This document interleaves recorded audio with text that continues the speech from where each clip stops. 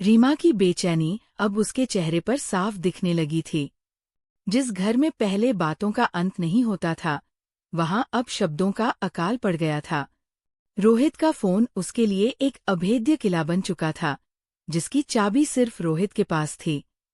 हर रात जब बिस्तर पर दोनों के बीच की दूरी कुछ इंच की होती, रीमा को लगता कि असल में वो मीलों दूर हो चुके हैं। रोहित अक्सर करवट बदलकर फोन की कम रोशनी में किसी के साथ घंटों व्यस्त रहता। रीमा सो जाने का नाटक करती, लेकिन उसका पूरा ध्यान उस टिक टिक की आवाज पर होता जो रोहित के टाइप करने से आ रही थी। उसे महसूस होने लगा कि रोहित सिर्फ फिजिकली वहां मौजूद है, उसका मन और उसकी मुस्कुराहटें कहीं और गिरवी रखी जा चुकी है। संदेह की ये घुटन अब रीमा के सब्र का इम्तिहान ले रही थी। वह उसे टोकना चाहती थी, चिल्लाना चाहती थी, लेकिन हर बार ऑफिस वर्क का बहाना उसे चुप करा देता। उसे लगने लगा कि जिस इंसान के साथ उसने 7 साल बिताए, उसे समझने में शायद उससे कहीं बड़ी चूक हो रही है। रीमा के हाथ कांप रहे थे और माथे पर पसीने की बूंदें चमक रही थी। जैसे ही उसने फोन की स्क्रीन अनलॉक की, उसकी नजरें सबसे ऊपर वाले नाम पर ठहर गईं। वहां कोई ऑफिस का क्लाइंट नहीं, बल्कि रिया नाम के साथ एक दिल वाला इमोजी बना हुआ था। ये देखते ही रीमा के पैरों तले जमीन खिसक गई।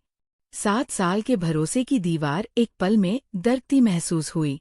उसने कंपकंपाते हाथों से चैट बॉक्स खोला। मैसेज महज औपचारिक नहीं थे, उनमें वह अपनापन और नजदीकी थी जो पिछले कुछ समय से रीमा और रोहित के बीच से गायब हो चुकी थी। तुम्हारी बहुत याद आ रही है, कल उसी जगह मिलेंगे। जैसे वाक्यों ने रीमा के दिल को छलनी कर दिया। रोहित ने उन बातों का जवाब इतने प्यार से दिया था कि रीमा को अपनी आंखों पर यकीन करना मुश्किल हो रहा था। उसने तुरंत फोन वापस वहीं रख दिया जहां वह रखा था, लेकिन उसके भीतर का तूफान शांत नहीं हुआ। वह बिस्तर के एक कोने में सिमट कर बैठ गई। बगल में सो रहा रोहित उसे अब एक अजनबी लग रहा था। हर गुजरता घंटा उसे साल जैसा लग रहा था। अंधेरे कमरे में घड़ी की टिक टिक उसके दिमाग में हथौड़े की तरह बज रही थी। वह बार बार खुद से बस एक ही सवाल पूछ रही थी, क्या 7 साल का साथ सिर्फ एक दिखावा था? उस रात नींद रीमा की आंखों से कोसों दूर थी, और सुबह होने तक उसका चेहरा आंसुओं से भीग चुका था। अगले दिन रीमा की आंखों में आंसुओं की जगह एक ठोस निश्चय था। उसने तय कर लिया था कि वो अब और घुट-घुट कर नहीं जिएगी। उसे सच जानना था, चाहे वह कितना भी कड़वा क्यों न हो। उसने एक नया सिम कार्ड खरीदा और सोशल मीडिया पर एक फर्जी प्रोफाइल बनाई। नाम रखा नेहा, एक ऐसी पहचान जिसका रीमा की असल जिंदगी से कोई लेना देना नहीं था। उसने धड़कते दिल से रोहित को फ्रेंड रिक्वेस्ट भेजी। रीमा को लगा था कि शायद वो अनजान लोगों से बात नहीं करता होगा, लेकिन उसकी उम्मीद के उलट कुछ ही मिनटों के भीतर रोहित ने रिक्वेस्ट स्वीकार कर ली। रीमा का शक अब यकीन में बदलने लगा था कि रोहित नए लोगों से जुड़ने के लिए बेताब रहता है। अब नेहा बनकर रीमा ने रोहित से बात करना शुरू किया। शुरुआत छोटी-मोटी हाय हेलो से हुई, लेकिन रोहित की तरफ से रिस्पॉन्स बहुत ही उत्साहजनक था। वह नेहा से वैसे ही दिलचस्पी लेकर बात कर रहा था, जैसे कभी शादी के शुरुआती दिनों में रीमा से करता था। रीमा दिन भर घर के काम करती, रोहित को खाना परोसती, लेकिन पर्दे के पीछे वो नेहा बनकर अपने ही पति के मन को टटोल रही थी। हर मैसेज के साथ रोहित की एक नई और डरावनी परत रीमा के सामने खुल रही थी। रोहित और नेहा की बातचीत अब हर बीतते घंटे के साथ और भी गहरी होने लगी थी। रीमा, जो नेहा बनकर चैटिंग कर रही थी, ये देखकर दंग थी कि रोहित अजनबियों के सामने कितनी जल्दी अपने दिल के दरवाजे खोल देता है। वह घर पर तो खामोश रहता, लेकिन फोन पर नेहा के हर सवाल का जवाब बड़े विस्तार और गर्मजोशी से देता। एक दोपहर जब घर बिल्कुल शांत था, रीमा ने हिम्मत जुटाई और नेहा के अकाउंट से वो सवाल दाग दिया जो उसके सीने में पत्थर की तरह चुभ रहा था। क्या आप शादीशुदा हैं? रीमा ने फोन कसकर पकड़ लिया। उसकी सांसें रुकी हुई थी। उसे डर था कि शायद रोहित अपनी शादी की बात छिपा जाएगा। लेकिन जब स्क्रीन पर जवाब चमका तो वो ठिठक गई। रोहित ने लिखा था, हाँ, मेरी शादी हो चुकी है, और सच कहूँ तो मेरी पत्नी बहुत अच्छी है। वह मेरा बहुत ख्याल रखती है। इन शब्दों को पढ़कर रीमा को एक पल के लिए राहत महसूस हुई। उसे लगा कि शायद रोहित के दिल में अब भी उसके लिए सम्मान और जगह बची है। लेकिन इसी राहत के साथ एक नया और तीखा सवाल भी खड़ा हो गया। अगर वह अच्छी है, अगर रोहित उसे पसंद करता है, तो फिर वह रिया कौन है? और वह नेहा जैसी अनजान लड़की से इतनी दिलचस्पी लेकर बात क्यों कर रहा है?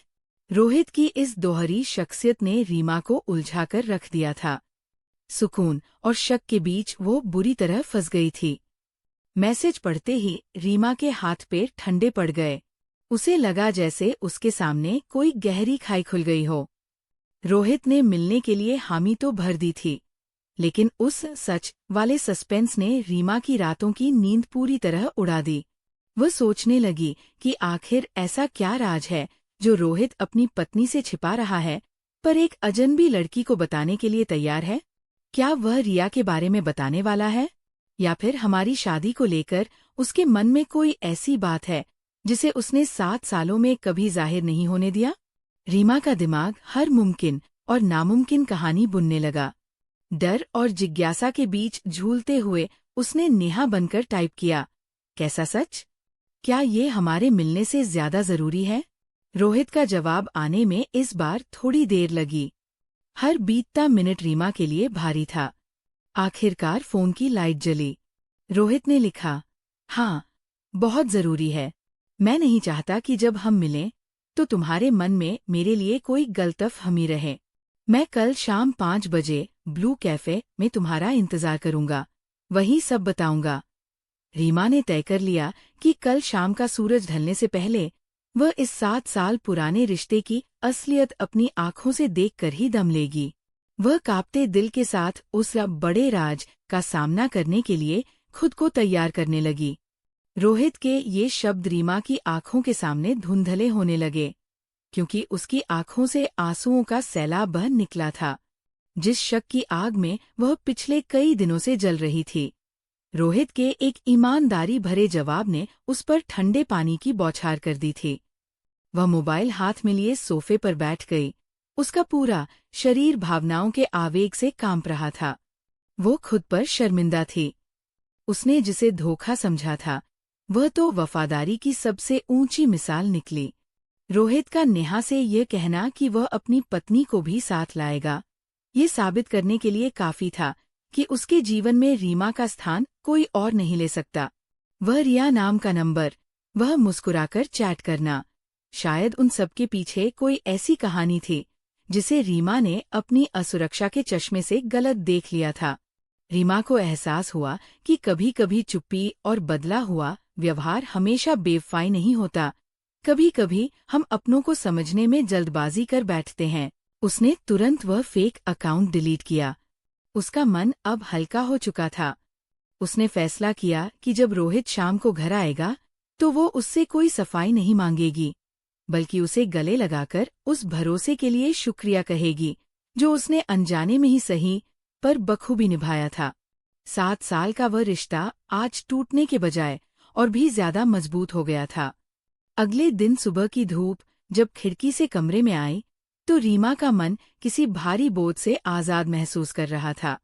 नाश्ते की मेज पर जब रोहित चाय पी रहा था, तब रीमा उसके सामने जाकर बैठ गई।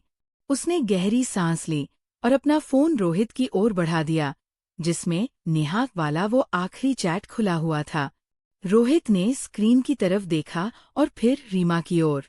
कुछ पलों के लिए कमरे में भारी खामोशी छा गई। रोहित की आंखों में हैरानी साफ दिख रही थी। जब उसे समझ आया कि पिछले कई दिनों से वह जिसे नेहा समझकर बात कर रहा था, वो कोई और नहीं बल्कि उसकी अपनी पत्नी थी, तो उसके चेहरे के हाव भाव बदल गए। रीमा ने दबी आवाज में कहा, आई एम सॉरी रोहित। उस दिन तुम्हारा फोन चेक करने के बाद मुझ पर शक हावी हो गया था। मुझे लगा मैं तुम्हें खो रही हूँ। रोहित ने फोन मेज पर रखा और एक लंबी सांस ली। रीमा को लगा था कि वो शायद नाराज होगा, लेकिन उसके चेहरे पर एक सुकून भरी मुस्कुराहट फैल गई। उसने रीमा का हाथ थामते हुए बड़े प्यार से कहा, रीमा, अगर तुम मुझसे सीधे पूछ लेती तो शायद तुम्हें इतना परेशान नहीं होना पड़ता।